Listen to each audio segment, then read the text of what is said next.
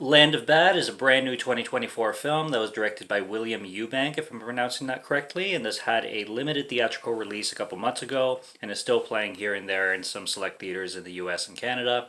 And this is a military film. This stars Luke and Liam Hemsworth, as well as Russell Crowe. And basically, what we have going on here is we have this military mission. Not exactly sure what the location is, but Luke Hemsworth is basically going in and he has to infiltrate something or capture or collect some kind of thing.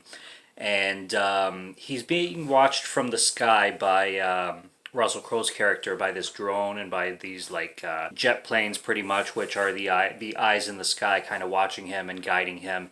And Russell Crowe's character is the general in this base in the U.S., and he's basically giving Luke Hemsworth instructions to infiltrate this place and being the eyes for him, especially if he's about to be ambushed and stuff like that. And this film is shot really, really well. I would say it's acted really well as well, but the cinematography is definitely what makes this film win for sure. I really like these slow-mo shots that they do every once in a while. You get some Extraction kind of elements. With Extraction, the Netflix films being like major action military war films kind of thing, sort of. This one, it's much more tame, so you're going to get a much more slower paced film, and it's much more strategic. This film gave me a lot of like Tom Clancy elements, maybe not as like political, but it's very military focused, and I found it very detailed. I'm not the biggest military guy in the world, but I can definitely see, if you're in the military or if you are a soldier, definitely getting into how detailed this film gets with all the tactical stuff kind of thing. And it is going to have a slow pace, like I said, because of that, but there's a lot of stuff that pays off. You do have to be patient, I would say, for the first 20 to 25 minutes. Even I started to kind of wonder if this film was going to be like really boring, but it really picks off at a certain point real fast, and then it starts to get going. Russell Crowe does a really good job.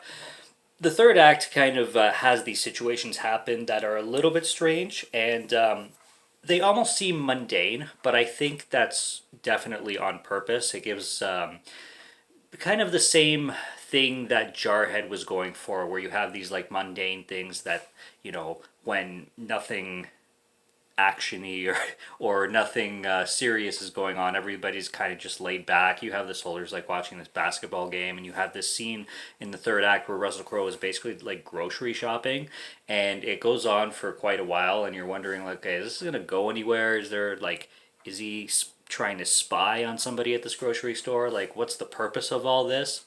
And it pays off, but stuff like that happens, and it's kind of humorous slightly, but it's more played off for like the realism of things. And some people are going to hate that, but it didn't bother me a whole lot. I definitely, obviously, liked more of the strategic military stuff going on with Luke Hemsworth, sorry. I very much had a good time with this film. This film surprised me a lot. I love the way it's shot. I love the camera work in this film. I loved all the performances. And it's funny because I'm not even like the biggest war guy to begin with when it comes to cinema. Like when it comes to war films, I definitely lean more into like the anti-war stuff. And this one's not anti-war at all, but because it's so detailed and focused on the tactical stuff, I don't know, there's something about this film. Like, I've always been a huge fan of the video games Metal Gear Solid, for example. And because those games are so detailed in the espionage kind of lure, this film, not that it gives me, like, I'm trying to compare this film to other films, but when I do, I'm not saying that this film is like Jarhead or like Metal Gear or like Extraction, because it's not at all.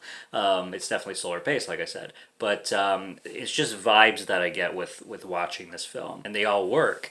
And the film definitely builds up to a climax where a lot of things are kind of coming together at once, and there's I don't want to get too spoilery on the ending, but things start to get tense really quick, especially when we're dealing with what's going on the ground and what's going on in the sky, and people get very close to making mistakes, pretty much. And one slip up and one 2-second delay on anything can cost lives and become major catastrophe. and it really leaves you on the edge of your seat, and it really keeps you tense. Like it keeps your body tense while you're watching this film. So I had a really good time with it. This one, like I said, it surprised me a lot, and I do recommend this one for anybody who's a fan of war and military films, espionage stuff. This one is definitely worth checking out, and I was really impressed with this one. And I kind of went in blind. I wasn't really expecting much at all, but it definitely completely impressed me. So this is a strong recommendation from me. This one made it to one of the best films I've watched this year, and I really didn't expect it to. So that's Land of Bad from 2024. William Eubank, with Russell Crowe in it, who's a legend, and you've got Luke and Liam Hemsworth playing in this film as well. So can't go wrong with the performances, can't go wrong with the actors, and can't go wrong with the action, really. It's a thumbs up for me. Subscribe to Morgan Film Fan if you like to listen to my voice, or if you like my film reviews. I will be back with more soon, so stay tuned for those. Check out what's on the channel already. Stay tuned for what's coming. Until next review, have a good one. Take care and cheers.